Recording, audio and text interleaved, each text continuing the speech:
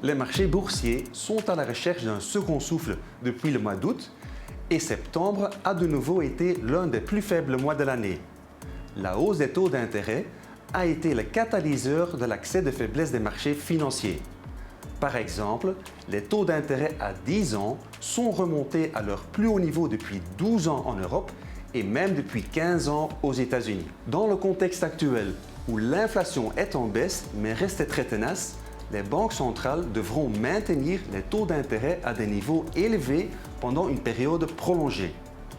Le marché du travail robuste, tant aux États-Unis qu'en Europe, contrebalance le ralentissement de la croissance économique mais constitue également un obstacle pour atteindre rapidement l'objectif d'inflation de 2%. Les investisseurs obligataires peuvent tirer parti de cette situation en verrouillant des rendements attractifs sur des périodes plus longues. Notre préférence va clairement à la qualité que l'on retrouve dans le segment Investment Grade. Les emprunts d'État offrent déjà des rendements intéressants, mais les spreads de crédit actuels rendent les obligations d'entreprise encore plus attrayantes en termes de rapport risque-rendement. La fenêtre d'opportunité pour les obligations ne signifie pas pour autant qu'il faut se détourner des actions. Au contraire, à long terme, les actions restent le moteur de croissance d'un portefeuille.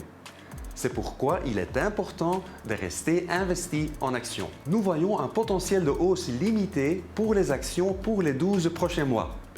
Bien que la croissance des bénéfices des entreprises devrait stagner cette année, nous anticipons qu'elle progressera de plus de 10% aux États-Unis en 2024 et de plus de 5% en Europe. Dans notre scénario de base, nous pensons que la croissance économique redémarrera après que l'inflation aura été jugulée. Cette évolution devrait donner un coup de fouet aux bénéfices des entreprises.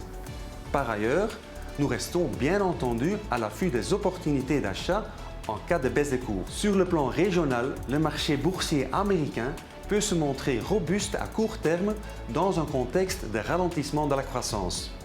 Mais à plus long terme, nous privilégions le marché européen en raison de sa valorisation plus attrayante. Je vous remercie pour votre attention. À très bientôt.